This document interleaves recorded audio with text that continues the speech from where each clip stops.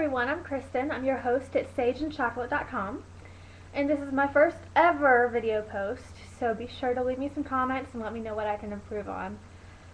If I say a lot, I'm really trying to work on that, I promise. So this post is entitled, Why Your Sleep Sucks and What You Can Do About It, Part 1. And it's going to be a series that's going to last the rest of January, about a week and a half. And I'm going to give you sort of an overview of what sleep is, the problems that many Americans face, or the problems that many people face in general.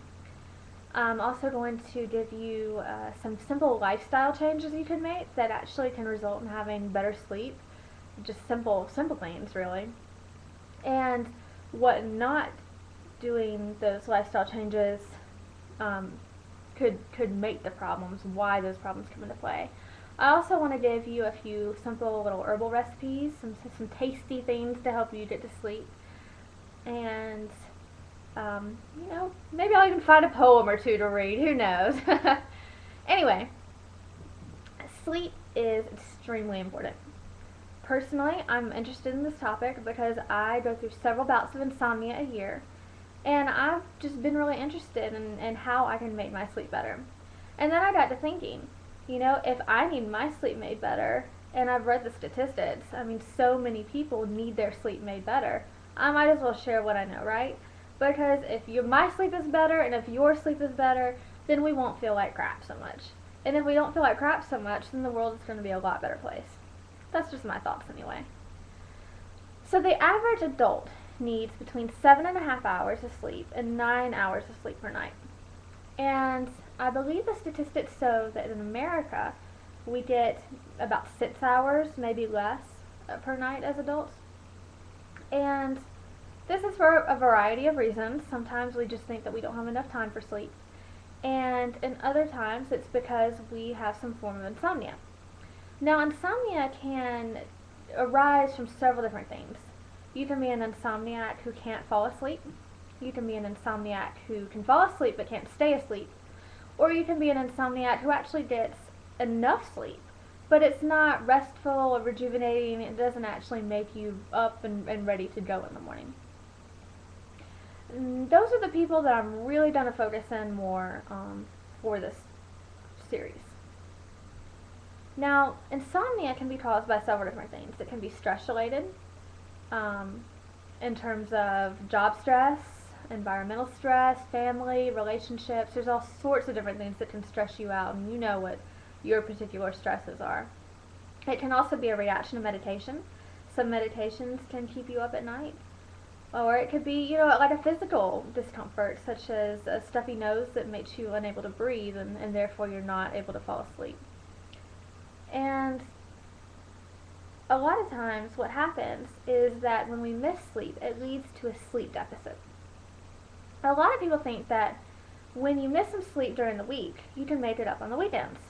Well, if you're missing, 2 hours of sleep per week, say you normally go to bed and get 8 hours of sleep, and one day you get 6 for some reason, then that's actually very doable. You can actually make that up on the weekends. But what happens if you need 8 hours of sleep, like myself, and you only get 6 hours of sleep every week, Monday through Friday? Well, that's 10 hours of sleep that you're missing. And most people just aren't going to be able to sleep 8 hours plus an extra 5 hours on Saturday and Sunday in order to make up for that lack of sleep. I've actually read that some people are recommending that you take sleep vacations. And that's a 2-week period where you go to bed early and then you don't use an alarm clock. So you just wake up whatever time your body is telling you to wake up. And at the end of the 2 weeks, you're actually better able to reset your sleep-life balance so that you can create healthy sleep habits, and you've kind of caught up on enough of that sleep that you're getting a lot better, a lot healthier. So you can catch up on a little bit of sleep, but the massive sleep debts that we have really lead to all sorts of unpleasant things, such as increased risk for diabetes, increased risk for heart disease, weight gain. In fact, if you want to lose weight, if you get more sleep, then a person who is exactly like you has the same body makeup, does the same things, eats the same way, exercises the same way, will actually lose less sleep, or actually lose less weight if they're not getting enough sleep. So sleep can help you lose weight. um, but if you're not getting enough, there's also decreased concentration, decreased productivity, and even missing 1 hour of sleep on just a random day can actually lead to some of these problems. I mean, you may not notice it as much as if you have a chronic sleep debt, and in some cases you may just have forgotten really what it feels like to feel well rested and well rejuvenated with enough sleep. You'd be surprised at the complete and utter difference it makes, because it really is fantastic when you're getting enough sleep. So sleep itself is an interesting subject. Now, I don't know if I've said this, but I'm not a scientist and I'm not a doctor, so feel free to do your own research. But sleep itself comes in 5 stages. And you have stage 1, which is the transition into sleep, and it takes about 5 minutes. Stage 2 is light sleep. It's where you're easily awakened. It's 10 to 25 minutes. And then in stages 3 and 4, you're gradually going deeper and deeper into sleep until you reach stage 5. Now, stage 5 is often talked about. It's REM sleep, and that stands for rapid eye movement. You can actually Google or YouTube some videos and see some creepy videos of people during REM sleep. This is where you dream, and it's also where you do the rejuvenation of your body. So most of the healing of your body is going to take place more in REM sleep. And if you're not getting enough REM sleep, this can really lead to not feeling well rested, not healing properly, etc.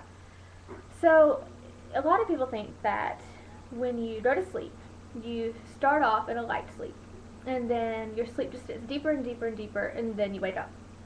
But it actually is more of a peaks and troughs. I'm not sure if you'll be able to see this very well, but it's my very quick little drawing of peaks and troughs. So you move through these stages of sleep fairly quickly over the course of the night. So you go from light sleep to deep sleep to REM sleep to light sleep and then back again. And you should actually go through several cycles of REM sleep a night. REM actually starts about 70 to 90 minutes after you first fall asleep, and then you should get several of them. Now, the beginning REM sleeps, the beginning REM stages, are going to be shorter than the REM stages the further you're staying asleep. So the longer you're asleep, the longer your REM cycles are, and which leads to better rejuvenation for your body. And when you're not getting enough REM sleep, an easy way to do this is to sleep in. Sleep in an extra half an hour or an hour and feel a little healthier. Another problem that arises with REM sleep is waking yourself up in the middle of REM sleep. And when you use an alarm clock, sometimes an alarm clock can just kind of jolt you out of REM sleep.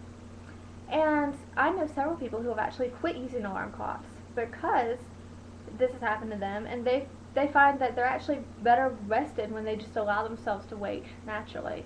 I'm actually trying to train myself to do this. It's working pretty good so far. What I do personally is I go ahead and I set my alarm for about 15 minutes after I want to wake up, and just kind of tell myself I want to be awake by such and such time. And it's actually surprisingly easy for me to go ahead and just wake myself up then.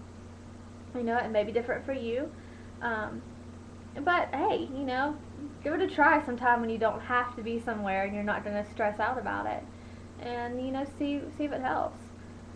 I personally notice that if an alarm clock wakes me up during the middle of a dream, when you're dreaming, you're in REM sleep, then I feel groggier for the rest of the day than if my body was woken up during a light sleep or even a deep sleep. It's just not as long as a REM sleep.